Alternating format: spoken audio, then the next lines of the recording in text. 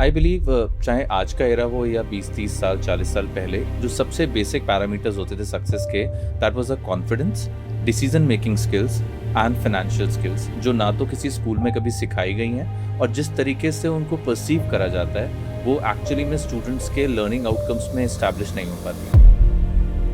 19 में it was there 34 schools, and by 2024 ending of 24 834 I was shaken.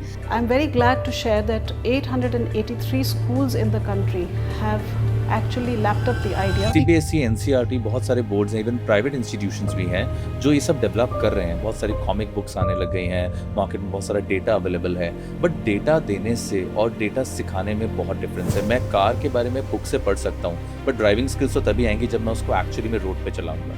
और road पे चलाने का रिस्क आई डोंट थिंक सो कोई स्कूल लेगा कि जो बच्चों से कहेगा कि ये फाइनेंशियल डिसीजन आप लो। अब मैंने कभी कोई इमेजिनेशन में भी नहीं सोचा होगा कि कोई पोम ऐसी होगी जो AI मेरे लिए लिखेगा, या कोई स्टोरी ऐसी होगी जो AI मेरे लिए लिखेगा, या कोई स्क्रिप्ट होगी जिसमें मेरे को स्टोरी टेलिंग इन्वॉल्व करना है, वो AI मेरे लिए लिखेगा। I believe every generation has their set of problems, and the generation जिसमें अभी बच्चे पढ़ रहे हैं is the most struggling one, I believe. अभी उनको समझ नहीं आ रहा हो क्या रहा है। आज पेरेंट्स को लगता है हमारी इंडिपेंडेंट लाइफ भी इंपॉर्टेंट है और इनकी भी इंपॉर्टेंट है, तो वो पहली प्रायोरिटी अपने आप को देते हैं। Sir, what is the biggest lie एक स्टूडेंट फील करता है उसे कराया जाता है about the success today? 6th-7th के स्टूडेंट को अगर एक पेरेंट कह रहा है कि आपको ये सीखना जरूरी है because everyone is learning these things.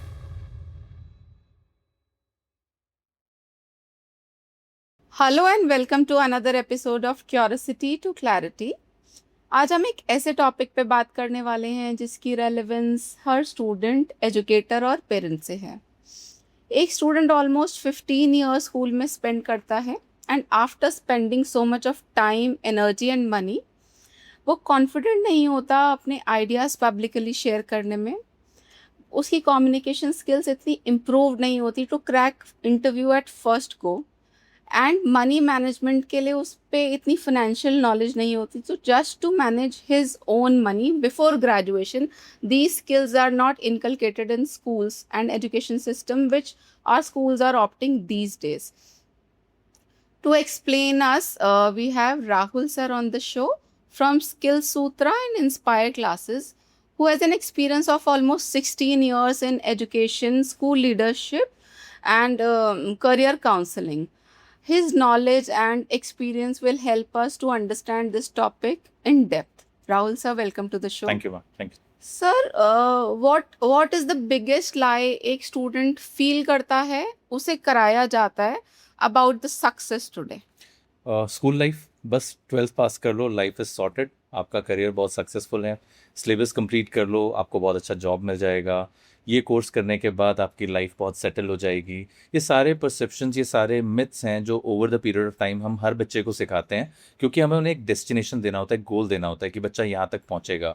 But actually में जो चीज़ें रिक्वायर्ड हैं सक्सेस के लिए, जो डेफिनेशन होनी चाहिए सक्सेस की, वो उनको बहुत लेट समझ में आती है, might be after 4-5 years of setback. तब जाके उन्हें रियलाइज़ होता है कि जो वो डेफिनेशन माइंड में सोच के चल रहे थे वो एक्चुअली में कभी थी ही नहीं। What is the success of definition जो आज के era में implement होती है, which a new generation student should follow for better future? I believe चाहे आज का एरा हो या 20-30 साल 40 साल पहले, जो सबसे बेसिक पैरामीटर्स होते थे सक्सेस के, that was a confidence, decision making skills and financial skills, जो ना तो किसी स्कूल में कभी सिखाई गई हैं और जिस तरीके से उनको परसीव करा जाता है वो एक्चुअली में स्टूडेंट्स के लर्निंग आउटकम्स में इस्टेब्लिश नहीं हो पाती। लाइक कॉन्फिडेंस के लिए स्कूल में एक्टिविटीज़ होती हैं, स्टेज पार्ट्स होते हैं, बट वो रियल लाइफ में जब सोशल होने जाता है किसी गेट टुगेदर में, किसी कॉर्पोरेट इवेंट में, तो वो वहाँ पे एक सेटबैक फील करता है, क्योंकि उसने एक पर्टिकुलर ऑरा में, एक एनवायरनमेंट में अपने कॉन्फिडेंस को डेवलप तो कर लिया, बट जब वो रियल लाइफ सिनेरियो में गया तो वो सेम सिचुएशन But ऐसा क्यों होता है? Because schools also have inter-exchange program, inter-section, inter-school. There also students get exposed. Participation rate कितना कम है। आप देखो, अगर एक क्लास में 50 स्टूडेंट्स हैं तो हर बार आपको वो 5 और 10 स्टूडेंट के फेसेस ही डिफरेंट कॉम्पिटिशन्स में मिलेंगे। What about the remaining 40 students? So somehow you से स्कूल्स में फेवरिज्म होता है. फेवरिज्म नहीं है एक्चुअली में, क्या है, हर बच्चे को पुश करना स्कूल के लिए पॉसिबल नहीं है, और हर बच्चे का ये राइट है कि उसके पास सेम कॉन्फिडेंस स्किल्स आनी चाहिए, बट अगर सबको अलग अलग तरीके से ट्रेन करेंगे तो शायद स्कूल ये कभी अचीव ही नहीं कर पाएगा. तो एक सेट टाइम में जितना उनके पास रिसोर्सेज हैं वो जितना मैक्सिमम कर सकते हैं वो कोशिश करते हैं, बट जो बच्चे बहुत आउटशाइन कर जाते हैं उनके अंदर पहले से वो टैलेंट होता है, और जो बच्चे आउटशाइन नहीं कर पाते, शाय होते हैं, कंजर्वेटिव होते हैं, इंट्रोवर्ट होते हैं, उनको वो पुश नहीं करा जाता, और जब तक आप उन्हें पुश नहीं करोगे, हैंड होल्डिंग नहीं दोगे, वो कभी भी उस लेवल पे नहीं पहुंचेंगे. तो आई बिलीव कि अगर एक स्कूल में 50 स्टूडेंट्स हैं जो लाइफ में बहुत अच्छी स्किल्स ओन करते हैं, देन ट्रस्ट मी वो बाय बर्थ या तो टैलेंटेड है, या उनके अंदर कहीं ना कहीं वो हिडन टैलेंट था, एग्जिस्ट करता था, वो डेवलप नहीं हुआ है, और वो जो डेवलपमेंट वाला जॉब है वो स्कूल को करना पड़ता है, और रियल लाइफ में शायद ये पॉसिबल नहीं है. सर ये कॉन्फिडेंस और कम्युनिकेशन स्किल्स स्कूल वर्क करता है. If it works in if it is inculcated in student then it is well and good, but financial knowledge तो कहीं से कहीं तक कौन अवेयर ही नहीं सिखाएगा? है. जो टीचर्स आए हैं उन्होंने खुद कभी नहीं सीखा, हाँ, तो जब उन्होंने नहीं सीखा तो सिखाएंगे कैसे? मतलब schools are teaching algebra, algorithms, trigonometry, but there's no awareness about financial knowledge, digital skills, AI, which are the booming things in the future and present today also. Last 5 years में सीबीएसई और बाकी boards ने ये try करा है कि financial literacy के courses school में इंट्रोड्यूस कर दें, एआई के कोर्सेज को एज अ मॉड्यूल बना दिया गया, बट जब एक्चुअल में आप उसको ग्राउंड लेवल पे देखोगे तो बच्चा 2 साल फाइनेंशियल लिटरेसी पढ़ने के बाद भी वो एक्चुअल रूट्स पे नहीं जा Sir, पा it रहा. is implemented in just 834 schools all over all over India. India 834. मतलब इसके लिए मैं स्टैट्स चेक कर रही थी, तो 2019 में इट वाज देयर 34 schools, and by 2024 ending of 24 834. I was shaken कि हमारी कंट्री में इतना स्लो प्रोसेस है. Although the area we are living into, यहाँ पे थोड़ी अवेयरनेस है, अदर देन सीबीएसई मॉड्यूल्स ये अवेयरनेस प्रोवाइड कराई जा रही है, but still as a nation level, as generalized approach, हम कितना लैक कर रहे हैं. और वो लैक करेंगे ही ना. आपने बच्चों के लिए सिलेबस बना दिया, व्हाट अबाउट द टीचर्स? आपने जिन लोगों से ट्रेन करवाना है उनके पास ही फाइनेंशियल लिटरेसी नहीं है. अगर आप इमेजिनेशन लेवल पे छोड़ के फैक्ट्स पे जाएंगे तो इंडिया में 70% टीचर्स फाइनेंशियली ब्रोक हैं in private schools. They are not financially so wise कि वो अपने मैनेज कर सकें फाइनेंसिस को, पर्सनल लाइफ को, and that's why poverty stuck भी हैं कुछ टीचर्स, एक्सेप्ट फ्यू केसेस. क्यों है? क्योंकि उन्होंने पैसे को मैनेज करना कभी खुद नहीं सीखा. अब जब वो सिलेबस इंट्रोड्यूस हुआ, they try to study the things. तो मैं बुक से पढ़ के बच्चों को पढ़ा तो सकता हूँ, बट एक्चुअल में कभी भी वो डिलीवर नहीं कर पाऊंगा जो उनको पता होना चाहिए for the application the real life. और जब वो मेरे को खुद ही नहीं आता तो मैं उनको कैसे सिखाऊंगा? सीबीएसई ने फाइनेंशियल लिटरेसी की वर्कशॉप्स कराई, अलग अलग बैंक्स भी आज स्कूल्स में जाते हैं और फाइनेंशियल लिटरेसी की वर्कशॉप्स करते हैं फॉर द टीचर्स. और वो बैंकर्स क्या सिखाते हैं उनको? म्यूचुअल फंड्स ये होते हैं, आपको एसआईपी करनी चाहिए, 5-10 ईयर्स के बाद आपके पास इतने पैसे होंगे, that's all, the event is over.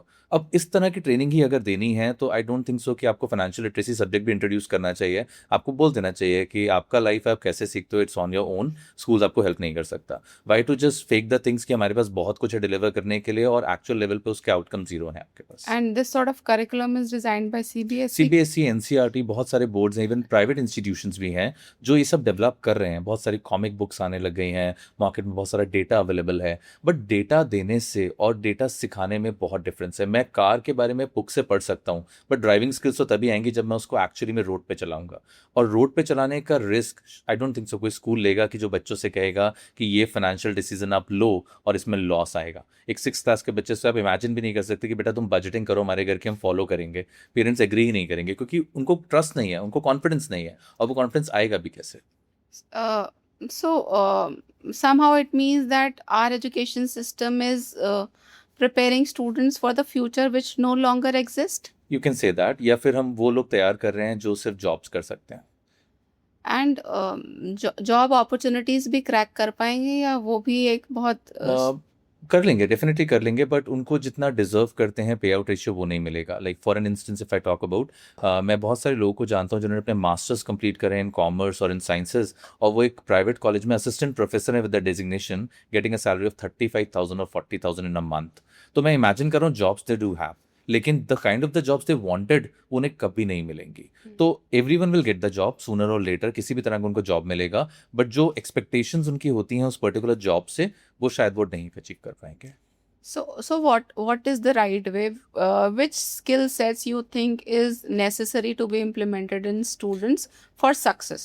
For success basic skills तो देखिए वही हैं, हम उनको कम्युनिकेशंस पे काम करेंगे, हम उनके डिसीजन मेकिंग स्किल्स पे काम कर सकते हैं, हम उनके नेगोशिएशन स्किल्स इंप्रूव कर सकते हैं, हम उनके अंदर एक ऐसा माइंडसेट डेवलप कर सकते हैं जहाँ पे वो जॉब्स के बजाय startups, business, product development, technological envelopment, इन सब के बारे में बात करें।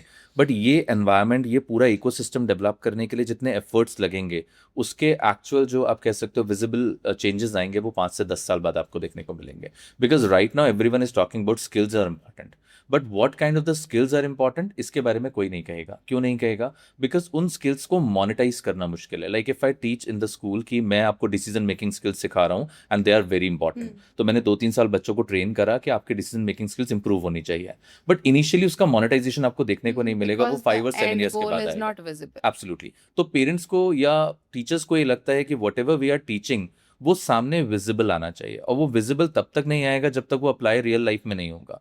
तो ये बेसिक स्किल्स को आप सिखाना शुरू कर लो कि फ्रॉम द अर्ली चाइल्डहुड, जब बच्चा 12th पास आउट करेगा, ग्रेजुएशन करेगा या किसी जॉब में जाएगा, डेफिनेटली आपको सक्सेस रेशियो इंप्रूव होता हुआ मिलेगा। एंड दैट्स वाई जब स्कूल्स में एलुमनाई मीट्स होती हैं तो वो 15-20 साल पुराने बच्चे ही क्यों आते हैं? क्योंकि वो अपने सेटबैक्स, फेलियर, सब कुछ सीखने के बाद सीख चुके हैं कि हमने क्या गलत करा था। वो कभी 3-4 साल बाद नहीं आते। तो जब हम ये स्किल्स बचपन से सिखाएंगे तो आपको हर 4th ईयर में, 5th ईयर में स्टूडेंट्स मिलेंगे जो एलुमनाई मीट्स में आएंगे, अच्छे क्रेडेंशियल्स के साथ आएंगे, और आपको लगेगा they achieved something good. Before we dive deeper, tell us more about Skill Sutra. Basically skill Sutra एक गैप को फिल करने के लिए बनाया गया जो स्कूल एजुकेशन और रियल लाइफ एजुकेशन के बीच में एग्जिस्ट करता है। Like I my self studied all across my life in different schools, और मैंने ये देखा कि मुझे स्कूल ने कभी भी रियल लाइफ के लिए तैयार नहीं करा। They taught me each and everything जो उनके लिए पॉसिबल था, बट जब मैं एक्चुअल इंडस्ट्री में काम करने गया तो मैंने देखा एवरीथिंग वर्क सो डिफरेंटली। अब वो डिफरेंटली जो चीज़ें काम कर रही हैं वो मैं सीखने लगा, तो मुझे लग गए 2 साल 3 साल। अब वो एक स्कूल स्टूडेंट अगर पहले से सीखना शुरू करेगा तो उसके 2 या 3 साल का जो गैप है वो रिड्यूस होगा, उसका कॉन्फिडेंस इंक्रीज होगा, करियर क्लैरिटी भी आएगी, उसको पता चलेगा कि मैं क्या करने के लिए केपेबल हूँ और क्या नहीं। तो हम बेसिकली स्कूल और रियल लाइफ एजुकेशन के बीच के गैप को फिल कर रहे हैं, ब्रिज कर रहे हैं वाया स्किल सूत्रा, जिसमें हम सिर्फ उन्हीं स्किल्स पे काम कर रहे हैं जो 100% मोनेटाइज हो सकती हैं और जो उनको एक्चुअली रियल लाइफ में कहीं ना कहीं सूनर और लेटर हेल्प करेंगी to earn money, to make their career, और समवेयर अपनी पर्सनल लाइफ में भी वो काम कर सकते हैं। Which all skill sets you are focusing on? Primarily हम सिर्फ 3 स्किल्स पे काम कर रहे हैं। The first one is entrepreneurship, because मेरा पर्सनली ये मानना है कि हमें अपना जॉब ओरिएंटेड माइंडसेट को छोड़ना पड़ेगा। जब तक हम अपने बिजनेसेस, अपने प्रोडक्ट्स, अपना सेल्फ एम्प्लॉयमेंट पे फोकस नहीं करेंगे, इंडिया ग्रो नहीं करने वाला। Second one is we are talking about the stock market and the trading, because आज की डेट में हर कोई फैसिनेट करता है कि स्टॉक मार्केट और ट्रेडिंग में बहुत पैसा है। इंटरनेट और यूट्यूब पे बहुत सारे वीडियोज हैं, बट एक्चुअल कन्वर्जन रेशियो बहुत पुअर है, तो उस पर हम काम कर रहे हैं। And the third one is the digital marketing, जो आई थिंक बिना मार्केटिंग के आज की डेट में तो कोई बिजनेस पॉसिबल नहीं है, इवन इंडिविजुअल आइडेंटिटी भी पॉसिबल नहीं है। लोग अपनी इंडिविजुअल आइडेंटिटी डेवलप करने के लिए भी मार्केटिंग यूज कर रहे हैं। I am not sure the country we are living in to, इसमें थोड़े दिनों में आई थिंक जो MNC कंपनीज है will take over all the businesses. Am I wrong somewhere? Yes, I think so, because अभी जो Tier 2 और Tier 3 cities हैं वहाँ MNCs का होल्ड नहीं है। फॉर एग्जाम्पल, अगर हम एक सोसाइटी में रहते हैं, वहाँ पे किसी को अच्छे से बेक करना आता है, तो वो बिस्किट्स बेक करके, केक बेक करके, चीज़ों को इन हाउस अपने रिलेटिव्स, अपने फ्रेंड सर्कल्स में सेल आउट करते हैं। It's a kind of a startup only. अगर वो डेवलप हो जाता है तो it's a good thing. But the kind of high volume these companies are playing, अब जोमेटो आ रहा है, ये बिग वॉल्यूम में प्ले करते हैं, तो somehow although we need to inculcate these skills, I am not against that, but our country will face the problem of self employment. somehow हमें job करना पड़ेगा डेफिनेटली पड़ेगा, लेकिन प्रॉब्लम ये है कि उसका प्रोपोर्शन कम हो जाएगा। See, everybody can not be an entrepreneur, और एंटरप्रेन्योरशिप सिखाना और एंटरप्रेन्योर होना में बहुत फर्क है। लाइक हम 30 स्टूडेंट्स को अगर एंटरप्रेन्योरशिप ट्रेन कर रहे हैं तो हम मानते हैं कि उसमें से हार्डली 10 स्टूडेंट्स ऐसे होंगे जो एक्चुअली में एंटरप्रेन्योरशिप को अडॉप्ट कर पाएंगे। बाकी 20 स्टूडेंट्स इवेंचुअली उसमें से कोई पर्टिकुलर स्किल को पिक करेंगे और जॉब करेंगे। बट इससे जो प्रोपोर्शन होगा, जो सेल्फ एम्प्लॉयड लोगों का प्रोपोर्शन होगा, वो इंक्रीज होगा, एंड लोगों के अंदर एक कॉन्फिडेंस आएगा रिस्क लेने का।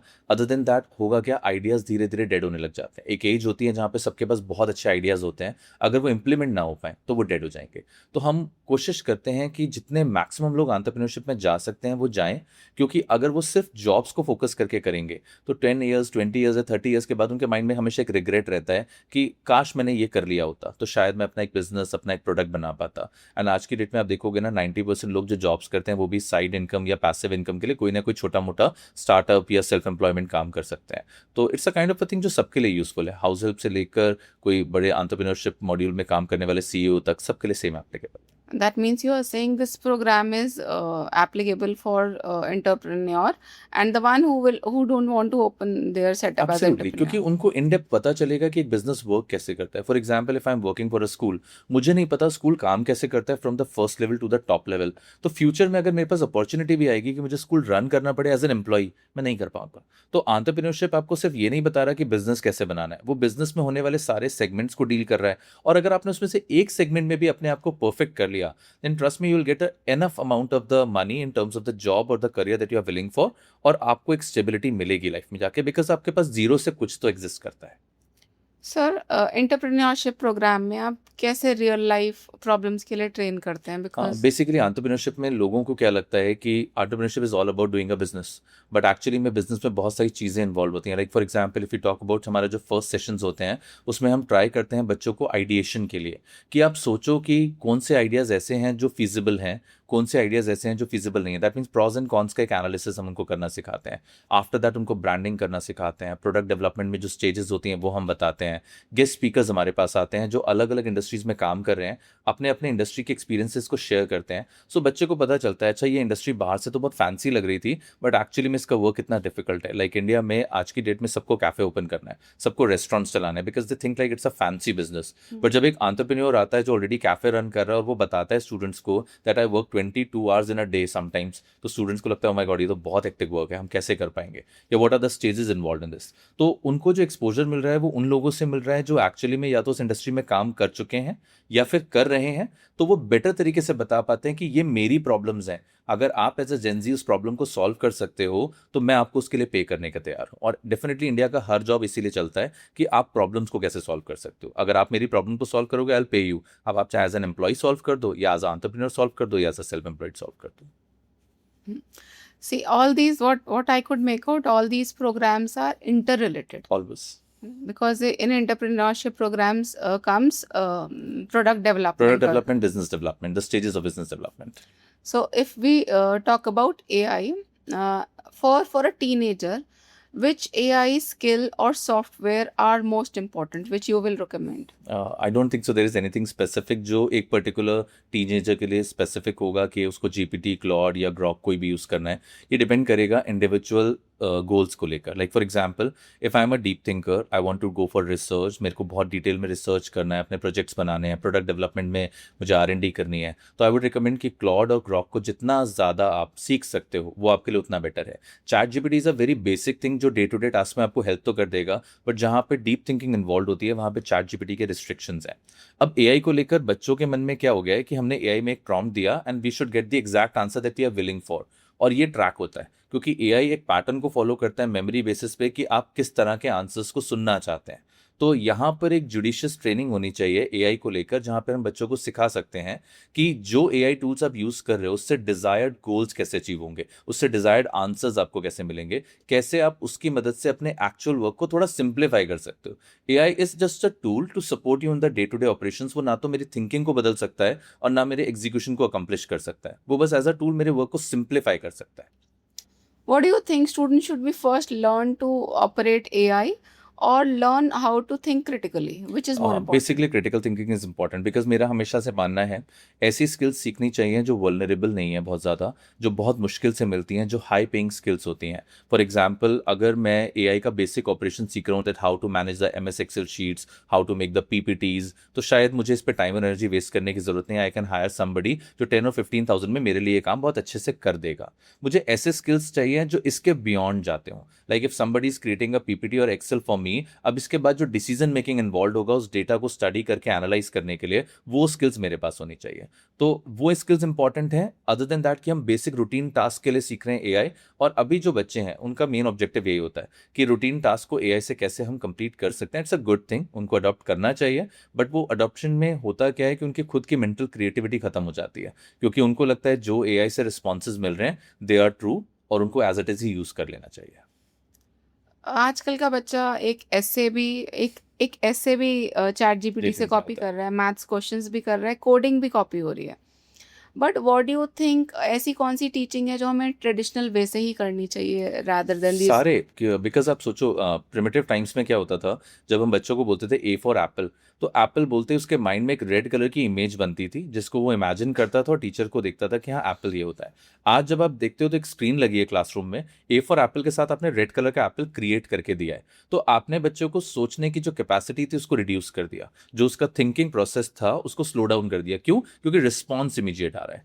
तो जब बच्चे एसेज हो गया, पैराग्राफ्स हो गया, मैथ्स की प्रॉब्लम्स हो गई, इनके लिए जब वो एआई पे रिलाई करते हैं तो उनकी जो स्ट्रेस हार्मोन्स हैं, जो बेसिकली उनको प्रेशर डालना है अपने ब्रेन पे, वो प्रेशर नहीं पड़ता। और जब तक वो प्रेशर नहीं पड़ेगा ब्रेन की मसल्स वर्क ही नहीं करेंगी। तो brain is kind of an organ जिसको आप हर तरीके से ट्रेन कर सकते हो, उसको ग्रो कर सकते हो, जब आप उसको स्ट्रेस दोगे, प्रेशर दोगे, जब वो एक्चुअली में वर्क करना शुरू करेगा। और हमें लगता है कि उसमें एनर्जी क्यों वेस्ट करनी है, why to waste the energy, अगर कोई चीज़ रेडिली मिल रही है तो उसको ले लेना चाहिए। तो अगर हम बच्चों को कह रहे हैं that you should use AI for your एसे और पैराग्राफ्स और समथिंग, तो उससे पहले जो की पॉइंटर्स होते हैं वो आपको अपने इनपुट्स खुद देने पड़ेंगे। तो मतलब वो प्रोसेस, जो थॉट प्रोसेस है, वो बच्चे का होना चाहिए। आउटकम्स आप एआई से ले सकते हो, तो वो थॉट प्रोसेस ट्रेन पहले होंगे बच्चे, उसके बाद एआई यूज करेंगे तो बेटर रिजल्ट्स हैं।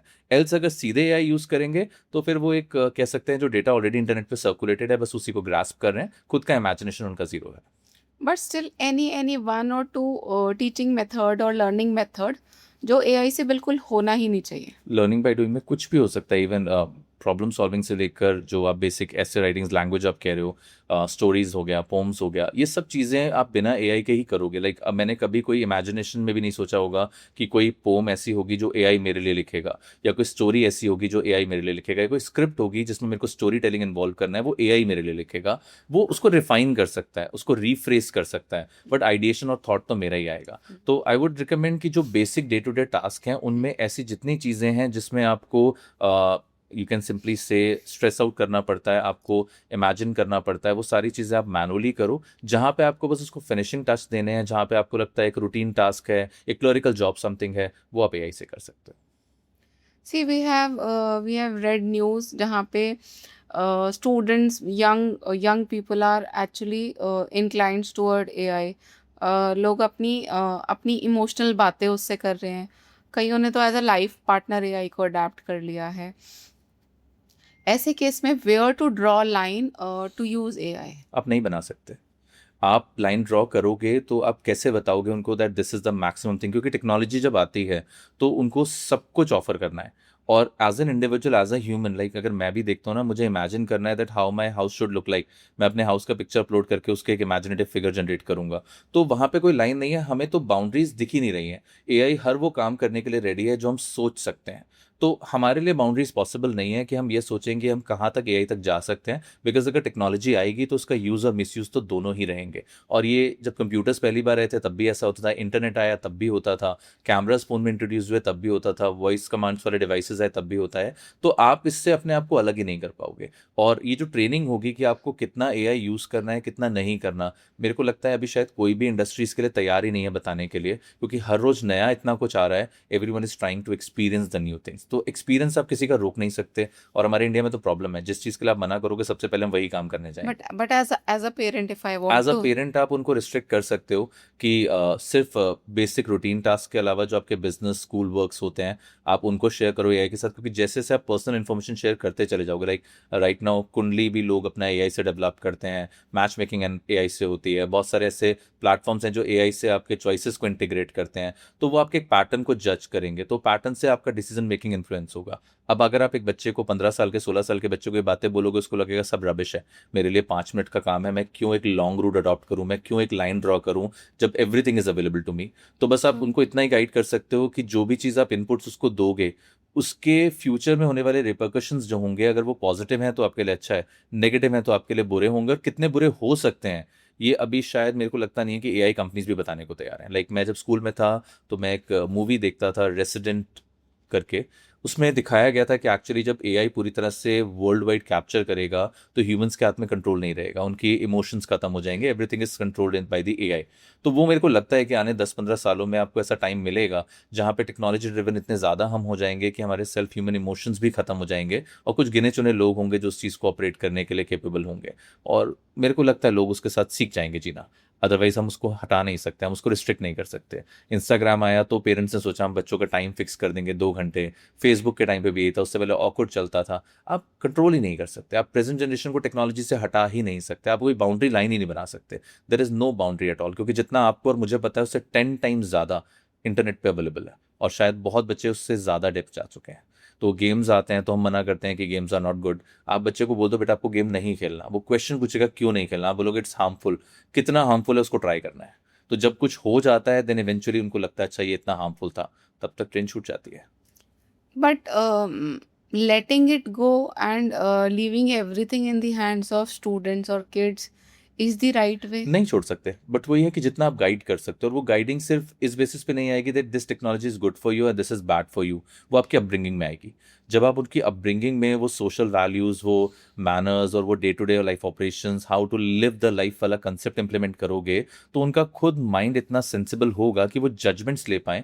100% करेक्ट नहीं होंगे, मिस्टेक्स तो वो भी करेंगे, बट अगर 20-30% भी इंप्रूव जजमेंट होगा तो ऑटोमेटिकली आपको रिस्ट्रिक्शंस नहीं लगाने पड़ेंगे। लाइक मैं सोच नहीं पाता अगर आपके पास या मेरे पास सेलफोन है और एक छोटे बच्चे के हाथ में सेलफोन है तो वो कितना डीप इनसाइड उस सेलफोन में जा सकता है, आप और मैं सोच भी नहीं सकते। कैसे जज करेंगे हम उसको? कैसे रोक देंगे कि इस फोन में बेटा आपने ये ऐप्स चलाने हैं, ये ऐप्स नहीं चलाने हैं? ऐप लॉक्स आप लगा दोगे, किसी और फोन में चला लेगा, अपने फ्रेंड के साथ जाके चला लेगा।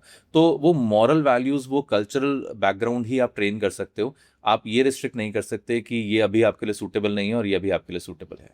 See, I believe every generation has their set of problems. And the generation जिसमें अभी बच्चे पढ़ रहे हैं is the most struggling one, I believe. उनको Agree? समझ नहीं आ रहा हो क्या रहा है हो आसपास। क्या रहा है? ऑल्दो पेरेंट्स कहते हैं कि हमारा टाइम ज़्यादा टफ था, बट आई बिलीव इन बच्चों का टाइम ज़्यादा टफ है because the kind of exposure, distraction and even considering bullying, because हमारे टाइम में bullying was till the school premises. Now students drag through their phone. So I think they are facing more challenge. Emotionally weak है ना, तो जब बच्चा emotionally weak है तो उसको सारी चीज़ें बहुत जल्दी इन्फ्लुएंस करती हैं। प्लस इतना प्रेशर है सब चीज़ों को सीखने का, अडॉप्ट करने का, कि वो इस कन्फ्यूजन में ही रह जाता है कि या तो फोमो क्रिएट हो रहा है और या फिर उसे लग रहा है कि सब आगे बढ़ रहे हैं और मैं पीछे चला जा रहा हूँ। Like if I talk about एक 6th-7th का स्टूडेंट को, अगर एक पेरेंट कह रहा है कि आपको ये सीखना ज़रूरी है because everyone is learning these things, तो एक प्रेशर ही तो डेवलप कर रहे हो आप उसके लिए। और इस प्रेशर में धीरे धीरे वो इतना ज़्यादा इन्वॉल्व हो जाता है कि हर सिचुएशन में वो पजल्ड है, उसको हर जगह पे लग रहा है कि मैं यहाँ पे चैलेंज फेस कर रहा हूँ। एंड पेरेंट्स के साथ भी जो इंटरेक्शन है ना वो बड़ा अलग तरीके का हो गया है। पेरेंट्स उनके स्ट्रगल को समझ तो पाते हैं, या शायद मैं कह सकता हूँ सोल्यूशन नहीं दे पाते, तो वो उसको एड्रेस करने के बजाय बस उनको सुनते हैं, रिस्पॉन्ड करते हैं and the things are over, क्योंकि उनको लगता है टेम्प्रेरी बेसिस पे यही हो सकता है। लाइक इन अ स्कूल में देखता हूँ बच्चे पढ़ते नहीं हैं आजकल, तो समटाइम्स मॉर्निंग में 7 बजे 8 बजे एक बच्चा आ रहा है, उसके चेहरे पे बहुत अजीब से एक्सप्रेशंस हैं और वो आके हेड डाउन करता है। तो टीचर्स क्या कहते हैं, आपको हेड डाउन नहीं करना क्लास में। तो टीचर्स इरिटेट हो रहा है कि एक बच्चा क्लास में हेड डाउन करा है। आपने बच्चे से पूछा, वो रात को 2 बजे सोया होगा फ़ोन चला के, उसकी नींद पूरी नहीं हुई, वो फ्रस्ट्रेटेड है ऑलरेडी। वो इतना ज़्यादा फ्रस्ट्रेटेड है कि आप उसको पूछने के बजाय उसको क्रिटिसाइज़ करोगे तो वो तो रिबेल करेगा, वो आपको रिस्पॉन्ड करेगा। फिर आप उसको कैसे मर्जी क्रिटिसाइज़ कर लो कि आप पढ़ने में अच्छे नहीं हो, आप डिस्ट्रैक्टेड हो, आप फोकस नहीं करते। तो उसकी मेंटल सिचुएशन को समझने वाला जो पूरा का पूरा फेज़ है ना, वो तो उसके साथ रहेगा जब तक ये टेक्नोलॉजी हम उसको ट्रेन नहीं कर देते कि कैसे इस एरा में जीना है।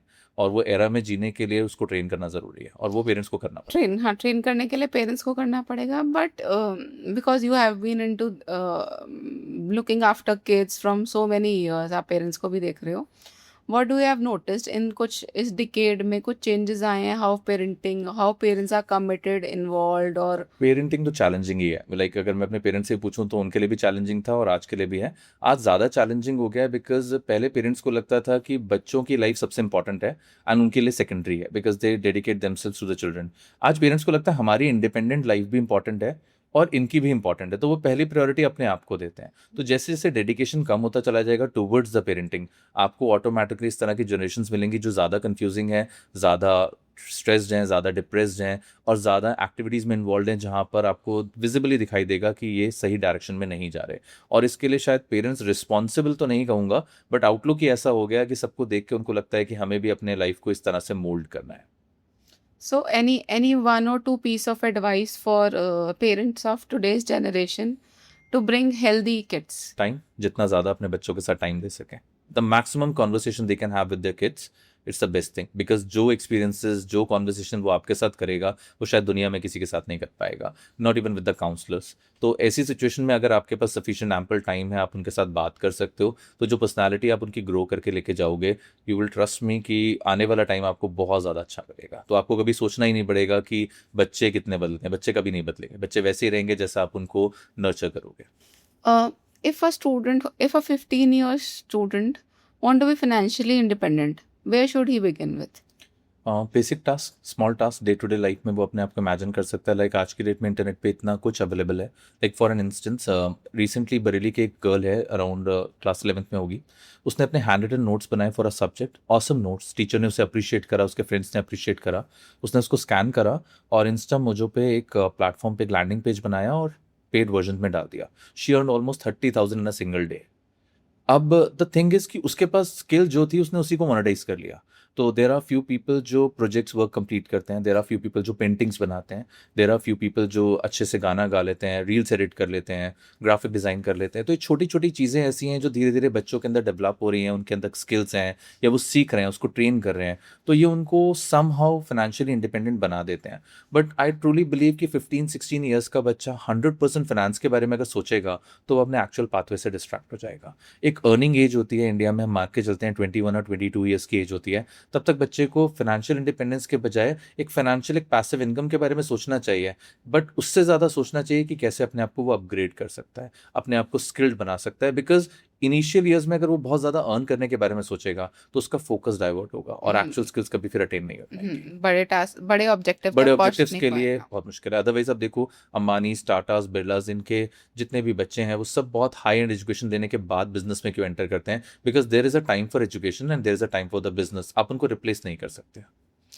And why do you believe that financial literacy should be given in school or before college? तो कॉलेज में भी नहीं सिखाया जाता। तो अगर कॉलेज में सिखाया जाता होता तो चलो हम एक बार को कहते हैं कि स्कूल में आप मत सिखाओ, बच्चा कॉलेज में सीख लेगा। तो कॉलेज में भी नहीं सीखता बच्चा, फिर पहला जॉब करता है, फिर अब्रप्टली स्पेंड करता है, फिर 5-6 साल का फाइनेंशियली ब्रोक हो जाता है, लोन्स लेता है। तो अगर हम उनको स्कूल में सिखा दें that how the money actually works, तो उनकी लाइफ का स्ट्रगल कम हो जाएगा। Right now in India we work for 30 years to get retired.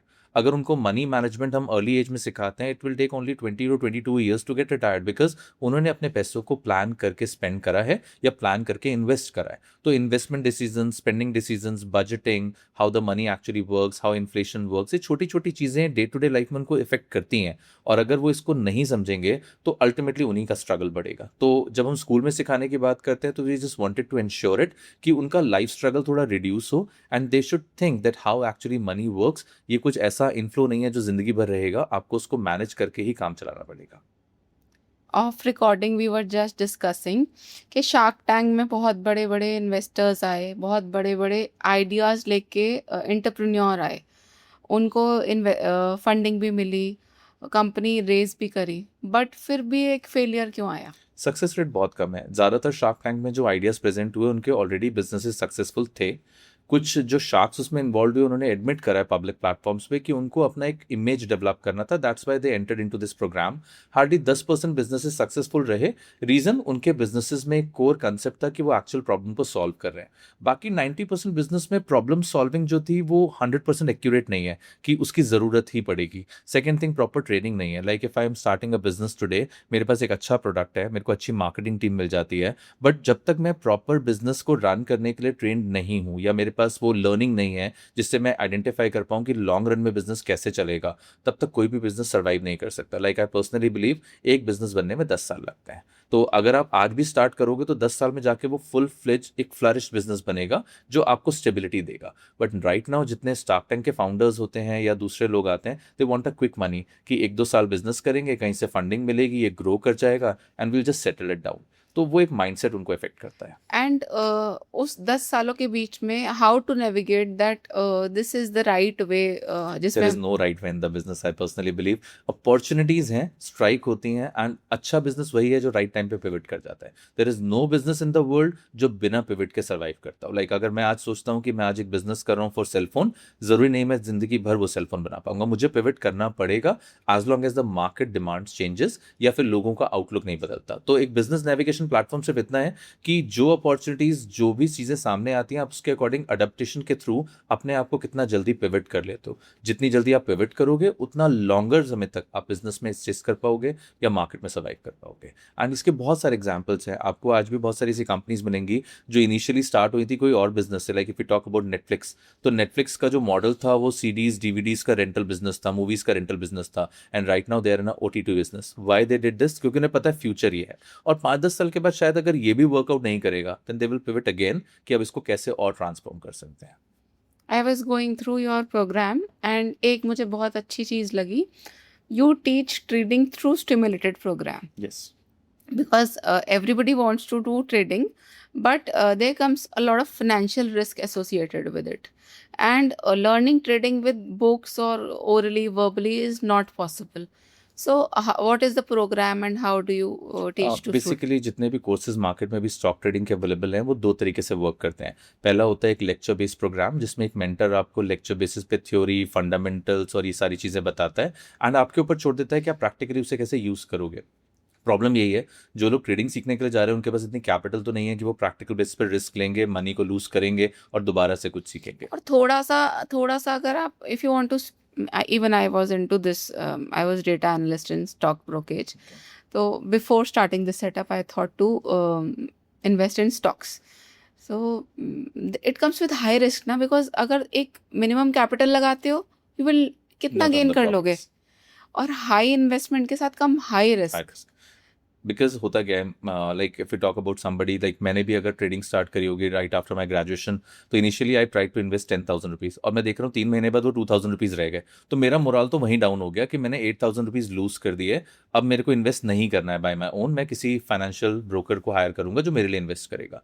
तो स्टिमुलेटर्स बेसिकली एक आर्टिफिशियल प्लेटफॉर्म्स हैं और ये काफ़ी समय से इंडिया में वर्कआउट कर रहे हैं, जो आपको एक्चुअल वर्चुअल ट्रेनिंग की फैसिलिटी देते हैं बाय यूजिंग यू कैन से अ प्ले मनी और समथिंग, जिससे आप एक्सपीरियंस कर सकते हो कि रेगुलर बेसिस पे जो ट्रांजेक्शन्स आप रियल मनी के साथ एग्जीक्यूट करते उनके क्या आउटकम्स आते हैं। तो एक तो इससे कॉन्फिडेंस बिल्डअप होता है, रिस्क इसमें आपका जीरो हो जाता है, नलिफाई हो जाता है, एंड जब आप एक्चुअल ट्रेडिंग में इसके बाद जाओगे तो सेम सिनेरियो आप वहाँ पे रिपीट करोगे। सो इस स्टिमुलेटर में जो बाकी ट्रेडर्स होते हैं वो कौन होते हैं, कंप्यूटराइज्ड होते हैं या? मोस्टली देखिए डिपेंड करता है like what kind of the company that you are having with the stimulators. कुछ स्टिमुलेटर्स में एआई बेस्ड होते हैं, कुछ स्टिमुलेटर्स में ऑलरेडी कंपनी के बैक एंड पे ऑपरेटर्स होते हैं, और कुछ स्टिमुलेटर्स में वर्ल्ड वाइड जितने आप कह सकते हैं को पार्टिसिपेंट्स हैं वो सब डील आउट कर रहे होते हैं। तो अलग अलग स्टिमुलेटर कंपनीज अलग अलग तरीके से ऑपरेट करती हैं। तो हम लोग कोशिश करते हैं जो एआई बेस्ड स्टिमुलेटर्स हैं उनको ज़्यादा प्रमोट करें, क्योंकि राइट नाउ जो बड़ी कंपनीज भी हैं वो भी एआई को इनेबल कर रही हैं फॉर ट्रेडिंग पर्पसेस। तो उससे एक रियल जेन्युइन फीडबैक मिलता है, एक जेन्युइन रिएक्शंस मिलते हैं, और पोर्टफोलियो मैनेज करना आसान हो जाता है,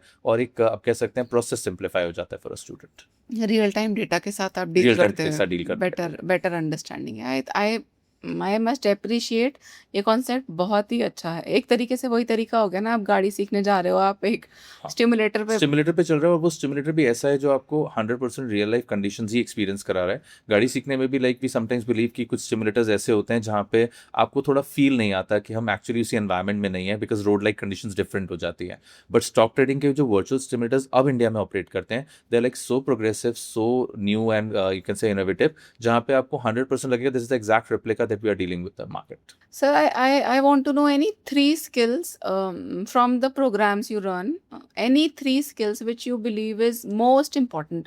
You have your SEO management, digital marketing, entrepreneurship, financial literacy, trading, a lot more. But which 3 skills are most important for a brighter future? I personally believe like अगर आप ये सब नहीं भी करते हो तो जो बेसिक चीज़ें आपको पता होनी चाहिए, the first one is the personal finance. तो personal finance is very different from the finance that we are teaching in the stock marketing and all. तो पर्सनल फाइनेंस अगर एक बच्चे को आता है, एक 15 ईयर्स टू 21 ईयर्स के एज ब्रैकेट में एक बच्चा है, तो वो मैक्सिमम चीज़ें अपने फाइनेंसेस को लेकर मैनेज कर पाएगा, और एटलीस्ट उसके लॉसेज या सेटबैक्स थोड़े कम होंगे। Second thing is how to manage the you can say the basic upgradation of the life, like जैसे जैसे टाइम बदलेगा, टेक्नोलॉजी अपग्रेड होगी, आप कैसे अपने लाइफ को प्लान करोगे कि आप करियर में आगे बढ़ो बाय अडॉप्टिंग न्यू टेक्नोलॉजी, और उसके लिए भी बहुत बहुत सारे प्रोग्राम्स होते हैं जहाँ पे आपको life long hand holding the जाती है कि आप टाइम टू टाइम उसी पर्टिकुलर स्किल को अपने आप अपग्रेड कर सकते हो। Like if you talk about the stock market, तो अगर हम स्टॉक मार्केटिंग में किसी को ट्रेन कर रहे हैं तो हम उनकी हैंड होल्डिंग कर रहे हैं फॉर नेक्स्ट 2 ईयर्स और 3 ईयर्स। तो वो हैंड होल्डिंग में जैसे जैसे मार्केट सिनेरियोज चेंज होंगे हम आपको अपग्रेड करते चले जाएंगे। तो वो कोई भी स्किल बच्चा कहीं पे भी सीखता है उसको ये ज़रूर करना चाहिए कि वो कैसे अपने आप को अपग्रेड करेगा। And the third one, the most important for me I think, like एक रेजिलियंस और एक डिसीजन मेकिंग। ये तो आपको मस्ट है, चाहे आप कोई भी जॉब करते हो, कोई बिजनेस करते हो, आप होम मेकर हो, डजंट मेक्स अ डिफरेंस। जब आपके अंदर रेजिलियंस होगा, आप डिसीजन मेकिंग में इन्वॉल्व होगे, देयर इज नो फील्ड जहाँ पे आपको रिस्ट्रिक्शंस फेस होंगे in the life. Imagine 1 million viewers are seeing us, although अभी हमारा 1 million व्यू कभी गया नहीं आ है, जाएगा। but with this manifestation, any piece of advice you want to give to students of today's generation? The first thing I believe कि skills are important but every skill is not at all important. Like अभी हो क्या रहा है कि हर बच्चे को लग रहा है हम पीछे छूट जाएंगे तो let's learn something new. But आपको ऐसी स्किल्स सीखनी है जो 100% आपके लिए मोनेटाइज हो सकें या फिर आपको कल्चरली या as a human being develop करें। और फोमो में आप ना इन्वॉल्व रहो तो बेटर है, because there is nothing like कि आपसे कुछ छूटेगा, सब कुछ आप सीख नहीं पाओगे और ऐसा कुछ रहेगा नहीं जो आपको लगे कि बहुत ज़्यादा इंपॉर्टेंट था और मैंने छोड़ दिया, मेरा कुछ नहीं हो सकता। तो उनको सबसे पहले एक तो फोमो को इग्नोर करना चाहिए एंड कोशिश करनी चाहिए कि सिर्फ उन्हीं तरफ डायरेक्ट हों, उसी करियर नेविगेटर पाथ को अडॉप्ट करें जो उन्होंने एक्चुअली अपने लिए प्लान करा है, इंस्टेड कि सब लोग क्या कर रहे हैं। क्योंकि मेरे को लगता है एक टीनेजर के साथ सबसे बड़ा प्रॉब्लम ये है कि मेरे फ्रेंड्स क्या कर रहे हैं, सोसाइटी में लोग क्या कर रहे हैं, मुझे भी वही करना चाहिए। तो वो सबसे बड़ा डिस्ट्रैक्शन है लाइफ के लिए। तो अगर वो सॉर्ट कर लेते हैं तो I think so life is pretty much easier for them. इस पीयर प्रेशर को निकालें और वो skill- निकलेगा तो नहीं, बट ये है कोशिश कर सकते हैं कि अपने बारे में ज़्यादा सोचें, क्योंकि सबके अपने अपने स्किल्स होते हैं, सबका अपना अपना एक मेंटल सेटअप होता है और गोल्स भी अलग अलग होते हैं। I can not think like somebody else कि मुझे वही चाहिए जो उसके पास है, बट आएगा तो मेरे माइंड में भी कि उसके पास है तो मेरे पास होना चाहिए। बट मैं रेशनली जितनी जल्दी उसको इंटरप्रेट कर लूँ कि होना चाहिए और ज़रूरत है में डिफरेंस है, तो आई थिंक वो बेटर रहेगा। और ये टाइम लगेगा, ये कहते हैं एज के साथ आती हैं चीज़ें, ये आपको इवेंचुअली नहीं मिलेंगी, बट हाँ जितनी जल्दी आप इसके बारे में सोचना शुरू करोगे शायद आप जल्दी अचीव करें। I want to come to a point because students are skilled, they are trained with all the skill sets, but फिर भी उनको एक informed career advice, career knowledge नहीं होती है to where to enter after their class 12th. Okay, ये question को लेकर 2 इंस्टेंसेस मेरे पास लाइफ में रहते हैं। The first one is right after my class 12th मैंने अपने क्लास टीचर से पूछा that what should I do as a career perspective अगर आप बताते हैं। तो she simply said go for CA, you can become a chartered accountant क्योंकि आपका अकेडमिक्स बहुत अच्छा है। I अभी opted तक for यही it. 2-4 ऑप्शंस होते हाँ, हैं तो जो एक कॉमर्स सेक्शन के पास होते हैं और 2-4 गिने चुने साइंस है। वालों के हाँ, पास तो होते हैं। जब उन्होंने मेरे को बोला CA, I started my CA, inter हो गया, फर्स्ट ग्रुप हो गया। Suddenly I one day realise कि मेरे से नहीं हो पाएगा, थोड़ा डिफिकल्ट लग रहा है, प्रॉब्लम्स आ रही हैं। तो अगेन वेंट टू हर, मैंने पूछा, मैंने कहा जनरली आई एम आस्किंग आपने मुझे क्यों रिकमेंड करा। सो शी सेड बिकॉज मैं करना चाहती थी और मुझसे नहीं हुआ। तो मैंने कहा तुम कर लोगे।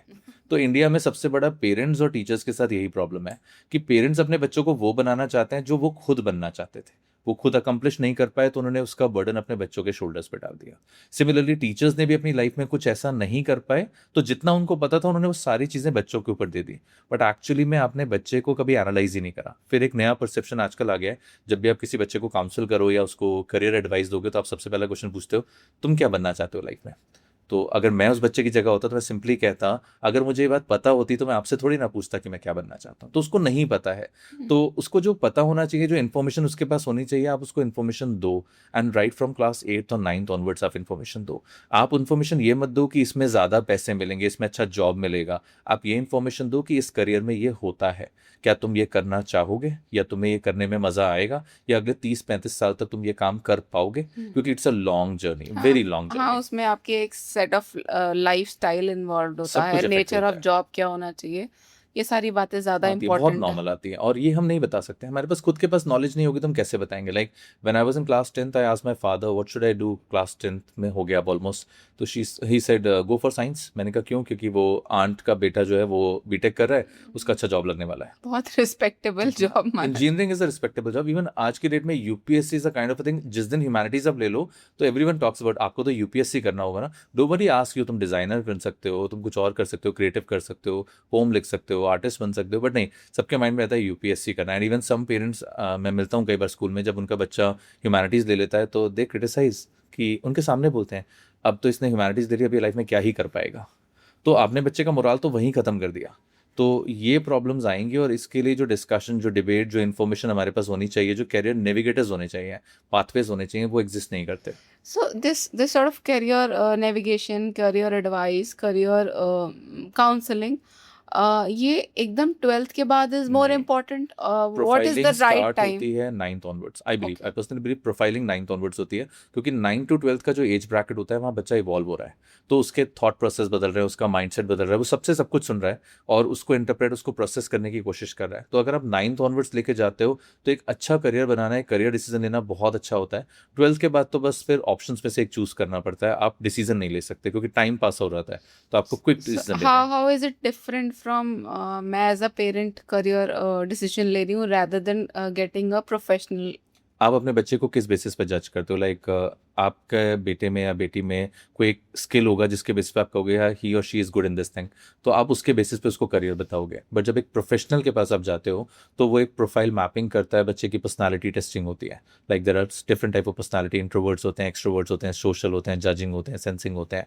तो वो पर्सनालिटी टेस्ट एक पेरेंट नहीं कर पाता मोस्टली, क्योंकि सबके पेरेंट्स के लिए बच्चे अच्छे हैं, बच्चे कभी खराब नहीं होते, और मोर और लेस पेरेंट्स को ये लगता है कर तो लेगा, ये कोशिश करेगा तो कर लेगा, बट उसका पोटेंशियल ही नहीं है, उसका इंटरेस्ट ही नहीं है, तो वहाँ पे वो लैक कर जाते हैं। तो प्रोफेशनल हेल्प जो होती है वो उनको हेल्प करती है कि आप जज कर लो कि जो करियर पाथ पे आपका बच्चा सोच रहा है वो उसकी पर्सनालिटी को मैच करेगा या नहीं करेगा। लाइक फॉर एन इंस्टेंस अगर मैं अपनी बात करूँ, मैं बचपन से बहुत इंट्रोवर्ट रहा हूँ, तो जब इनिशियली मैं ऐसे जॉब्स के बारे में, करियर्स के बारे में सोचता था जो बहुत ज़्यादा सोशल होते थे, तो मेरे को मज़ा आता था, like being social is a good thing, but मेरी पर्सनालिटी उससे मैच नहीं करी। इंटरेस्ट है बट मेरी पर्सनालिटी मैच नहीं कर रही, तो इवेंचुअली क्या होगा, मैं उसमें शायद फेल हो जाऊंगा।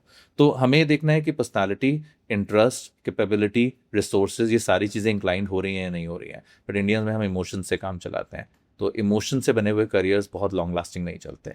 एंड हमारे नेशन में या the region we are into, schools adept करते हैं करियर काउंसलिंग और नहीं, करियर फॉर्मेलिटी है ट्रेनिंग्स? उनके लिए।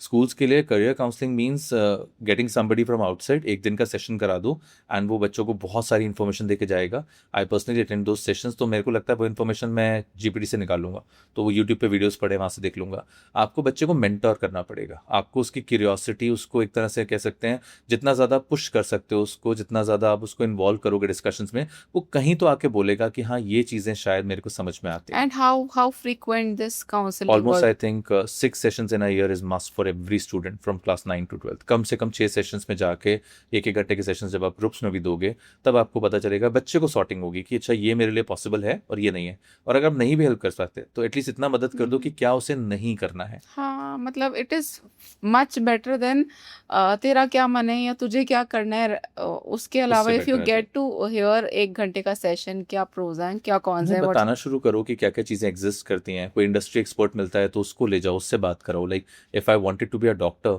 तो मैं कोशिश करूंगा एक डॉक्टर से पूछूंगा कि सर आपकी लाइफ कैसी है, आप किस तरह से काम करते हो, इंस्टेड कि मैं अपने पापा से पूछ रहा हूँ कि डॉक्टर एज अ प्रोफेशन कैसा होगा, क्योंकि दोनों में बहुत डिफरेंसेस आएंगे।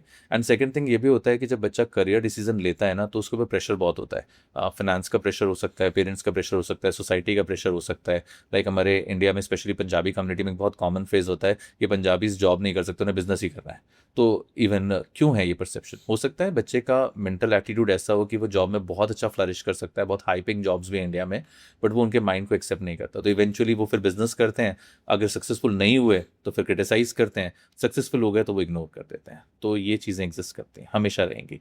और टियर 2 और टियर 3 सिटीज़ में तो काउंसलिंग को बहुत अच्छा भी नहीं, मतलब आप पेरेंट्स को बुला लो करियर काउंसलिंग के लिए, वो आएंगे एंड दे वांटेड कि 1 डे में सारा सोल्यूशन मिल जाए और बस कंफर्म हो जाए कि हमारा बच्चा तो यही करेगा लाइफ के अंदर।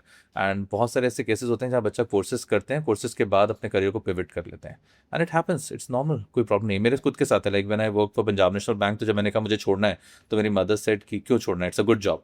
मैंने कहा गुड जॉब और बैड जॉब का बात ही नहीं है, द ओनली थिंग इज कि मुझे नहीं करना है, मुझे कुछ और करना है। तो वो डिसीजन लेना या उनको समझाना, इंडिया में पेरेंट्स को समझाना बहुत मुश्किल है। और साइंस को लेके जो ऑब्सेशन है हमारी कंट्री में, वो तो नेक्स्ट लेवल है, उसका तो कुछ नहीं है। The world is talking about oil a lot. Countries are fighting, but there's a say that data is like an oil, new oil. Why data is so much important for young students, and how data analysis help for making students future ready? Basically the statement is quite true, क्योंकि आज almost सारी economies data driven है. Even China is working so hard for collecting the data and storing it in different servers and all. तो data analysis important इसलिए है क्योंकि decision making बहुत different levels पे अब एग्जीक्यूट होने लगी है. पहले डिसीजन मेकिंग एक कोर पर्सन करता था on the basis of the observation जो उनके पास है.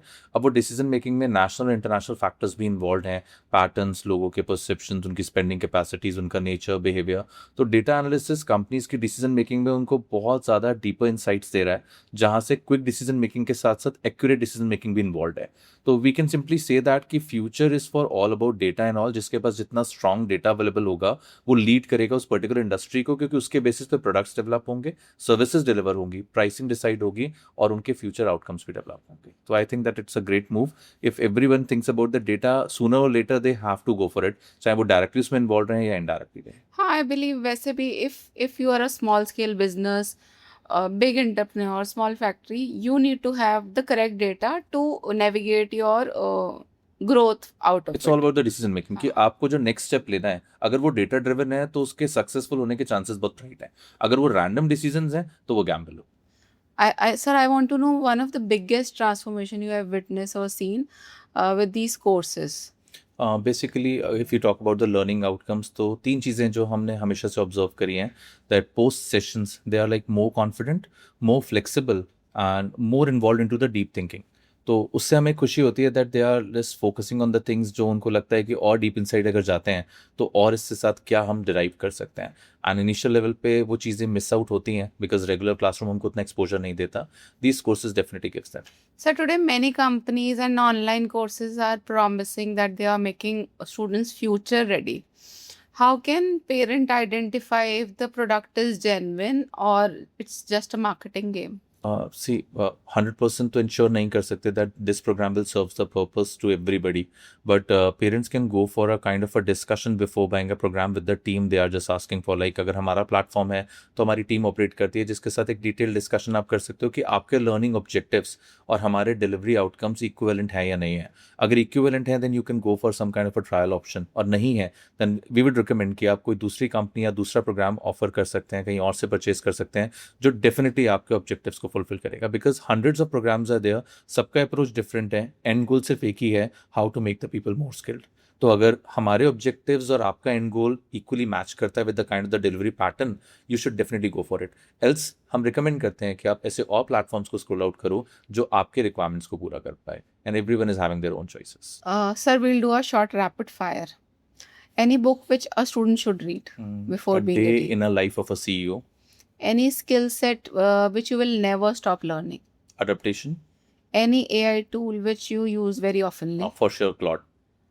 Claude, okay. Any skill set which you should keep on working and improve?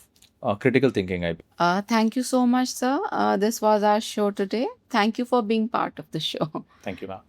I am sure your knowledge, your wisdom will add so much light to students, teachers, and educators. Thank you for being here till now. If this show added some value to you, please don't forget to subscribe us. Share your valuable comment. Thank you so much. See you in next episode.